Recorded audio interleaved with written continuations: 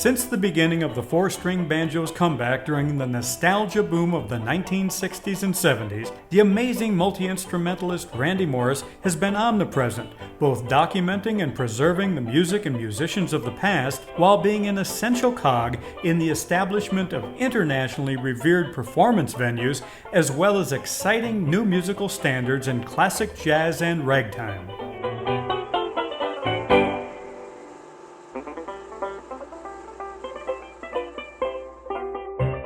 Born and raised in the show business mecca of Los Angeles, after being inspired by an LP record by banjoist Jad Paul, Randy and his childhood friend Chris Robert formed their own banjo duo called the Banjo Maniacs.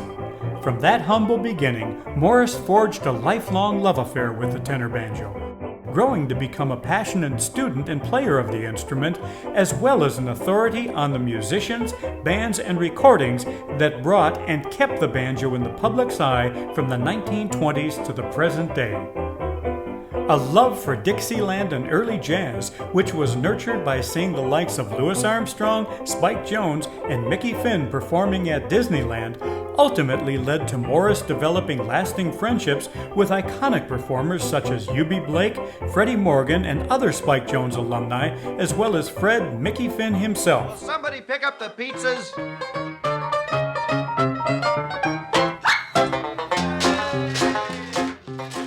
Coming to the realization that he liked the piano as much as the banjo, Randy taught himself both instruments well enough to be playing professionally at various Shakey's pizza parlors around Los Angeles while still in high school.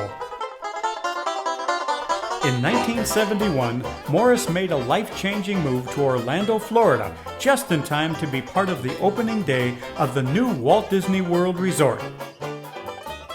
Starting out playing piano at Coke Corner, Randy, now playing piano, banjo, and trumpet, became one of the busiest musicians on Disney's property.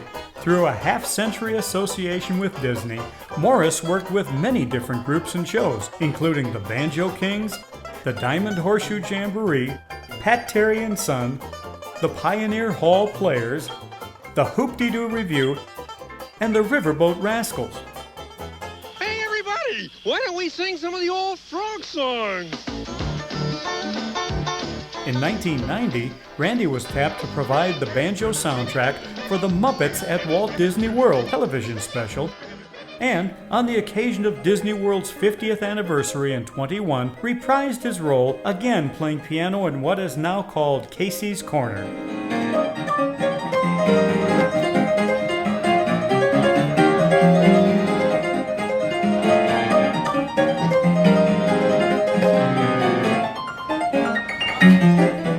Meanwhile, in 1974 in downtown Orlando, entrepreneur and jazz trumpet player Bob Snow had opened the largest nightclub in the state called Rosie O'Grady's, with its 1920s vibe attracting turn-away business, and Disney being primarily a daytime attraction. Randy moonlighted with Rosie O'Grady's Good Time Jazz Band, ultimately becoming the band's leader. Add to the mix gigs at Universal Studios, SeaWorld, Circus World, the Delta Queen, Mississippi Queen, and American Queen riverboats, as well as appearing in the theatrical show Satchmo and performing at countless jazz festivals and cruises as part of the Bill Allred Classic Jazz Band, Wally's Warehouse Waifs, and many other bands, it becomes clear that Randy Morris was and is one of the most in-demand musicians in the world of ragtime and traditional jazz. Parallel to his performing career, Randy is a lifelong avid collector and archivist of anything related to ragtime, early jazz, and banjo history. His massive collection of vintage recordings, phonographs, instruments, and ephemera has rescued and preserved for future generations many treasures which, without his help, might have been lost forever. Of particular interest is Randy's passion for documenting the legacy of the comic genius band leader Spike Jones, along with the steady stream of banjo players and musicians who performed through the years with his band, Spike Jones and the City Slickers. To say that he is a gifted musician and unique individual is understatement in its purest form. As one of those rare people whose passions in life become their career, Randy Morris has lived for his music. The music of the past, which he preserves, the music of the present, which he creates, and the unlimited possibilities associated with the music of the future.